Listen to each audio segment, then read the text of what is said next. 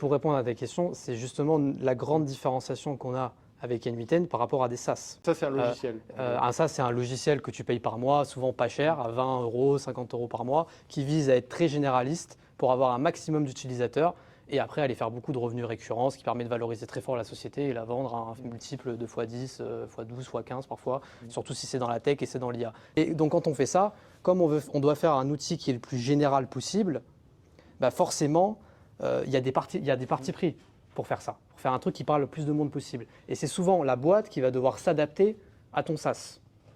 Sauf que la boîte, elle a des process qui sont précis, elle a des process qui sont uniques. Elle n'a pas forcément la même façon de fonctionner que son voisin ou que son concurrent.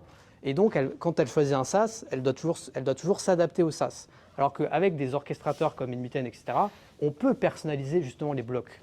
On peut faire un truc qui colle vraiment à l'entreprise. Donc nous, ça nous permet de nous différencier d'un SaaS où les gens qui viennent nous voir, souvent, ils nous disent « Ah oui, il y a un logiciel qui existe qui coûte 200 euros par mois qui pourrait automatiser mon contrôle de gestion. » mais ça ne fait pas exactement ce que je veux.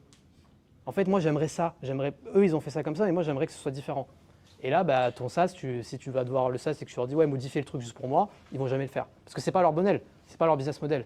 Alors que nous, on peut avoir un truc de base et on peut personnaliser pour que ça colle exactement à ce que veut le client.